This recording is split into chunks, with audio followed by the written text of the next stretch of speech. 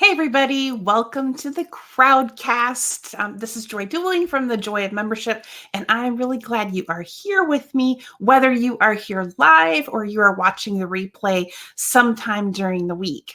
So this week's topic is like how to sell your membership to skeptics. So when you're selling anything, encountering skeptics, encountering people with objections is just part of the game. It's just part of selling anything. But as I was thinking about this whole idea of skepticism, the best example of skepticism that I could think of from my personal experience was way back in my childhood. So we had a rule when I was growing up that you had to eat a spoonful of anything that was served at the dinner table. So, late 70s, early 80s, and that's just kind of how things worked in my family. So one day we had cottage cheese, and there's nothing about cottage cheese that I found attractive. And I must have been feeling particularly sassy that night at supper because the spoonful of cottage cheese was put on my plate and I said, yuck. And so the punishment for saying yuck when something was placed on your plate was you got another spoonful. I'm still feeling sassy. I say yuck again. And another spoonful gets put on my plate. Now, God bless my parents. Today, if I were to do something like that to my child and I posted it on social media, I would probably be crucified that I had abused my child. But back then, that's just something that could happen. So anyway, as I reflect back now on my skepticism about cottage cheese and my parents' solution to give me more cottage cheese, there was probably no amount of cottage cheese that they could place on my plate that was going to make me feel like, oh, now I like cottage cheese. Let me just gobble this down. No, that really wasn't the point of their punishment, but they certainly weren't going to overcome my skepticism that way. However, when I look at what association leaders, what membership leaders do as they are putting together their offerings for members, a lot of times the solution to convincing people that value is being offered is to simply pile on more. And we don't actually address the root of the skepticism. Now, there are three main reasons why people are skeptical about buying anything. And those reasons are that they're skeptical that the membership is actually going to deliver the promised outcome. They just don't think that you are capable of delivering the results that you're promising. The second one is that they're really not sure that they, as the member, can get the benefit of what is being offered, that there's some reason that they are not going to be able to participate in the way that's needed, or there's something about them that is different and isn't going to align with what you're offering. And then the third general reason for skepticism is that they believe that there is some external force that's going to prevent them from being able to get the promised outcome. So with all three of those things, you have to be able to address that skepticism in order to get that person to move forward, to actually move from prospect to joining your organization. So here are the ways that I think that you can address these three general categories of skepticism. So if we look at the first one, whether the promised outcomes can actually be delivered. The way that you counter that particular type of skepticism is by showing proof.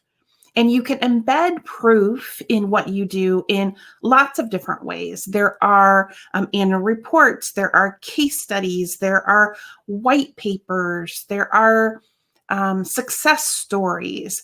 But you have to constantly be thinking about what is the outcome that members want, and do we have any proof that we're actually delivering it? And I think sometimes we go about doing what we do and we forget that there is this constant need to be overcoming people's objections in that contemplation stage. So, just doing an annual report to show the results that you've gotten over the year really isn't enough. It has to be something that's kind of sprinkled into what you do on an ongoing and strategic basis. But it's that proof that you're showing people that's going to overcome that particular brand of skepticism, let's say. So the second type of skepticism, which I said was, concern about whether, they individually as the member can actually get the benefit from what you're offering. The best way to overcome that type of skepticism is to show that you understand who that member is, that you understand their situation, you understand kind of what they're bringing to the table and the challenges that they're going to have to overcome.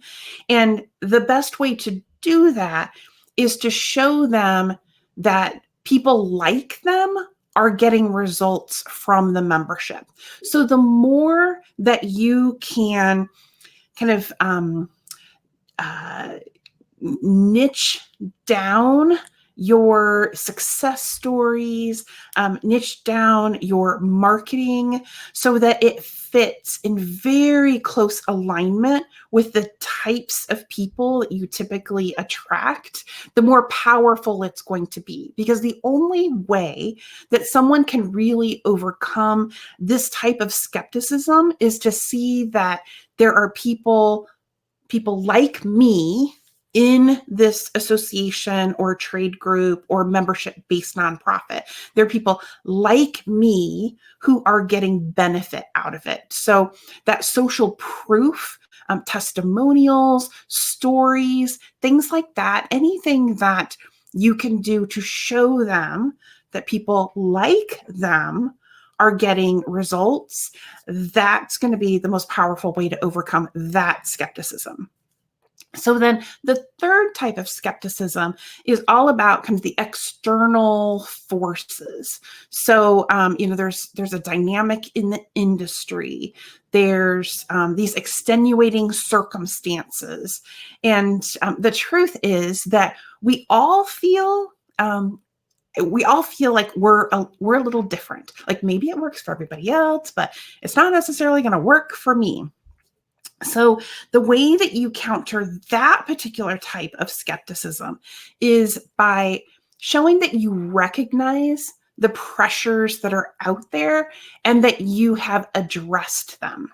So let's say that one of the external pressures that is on your particular member is that they run a type of business that is chaotic, high pressured. And so the skepticism is really around, I just don't know how participation in the trade association is going to be useful for me when I am so busy like trying to put out all of these fires all the time. So one of the ways that you might address that is by building something into your onboarding process that is, how to get value out of the membership in 30 minutes a week or something like that. And it could be a case study that shows how someone got value in only 30 minutes a week, or it could be a guide or a checklist or cheat sheet, something like that, that you're providing to people on that topic. So those things then get embedded into your marketing messages so that it's very clear. We've thought about these pressures that you might be facing. And look, we actually give you the resources that are needed to overcome that. So one of the most powerful exercises that you can do when you're sitting down for, an hour or a quiet moment on a Saturday afternoon, pour yourself a cup of tea, a cup of coffee, and just sit there and think about and brainstorm a list, all the reasons why someone might say no to joining, and be heavily critical, like all of the reasons why you've heard that people don't join, or that you think that they might be thinking but not saying. And be sure to look at it from all three of those angles. Will the membership actually deliver what's promised?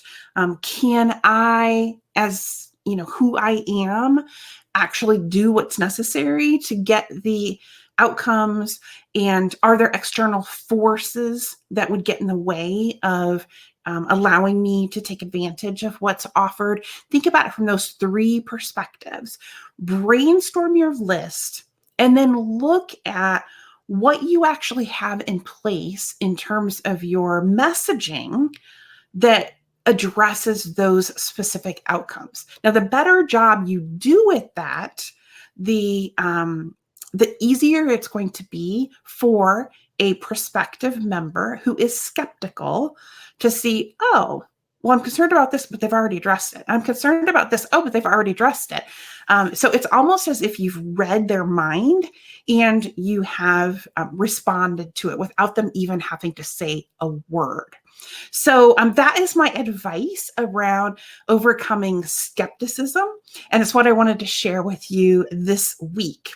Now, going back to the cottage cheese story, I'm the oldest of three girls, and my youngest sister loves cottage cheese. So somewhere between raising me and my youngest sister, who is 5 years younger than me, my parents learned that you can overcome skepticism about cottage cheese by introducing it with fruit. So what I'm asking you to do is to figure out, where do you need to introduce what you do, maybe with some fruit or with a slightly different approach, so that you can overcome the objections.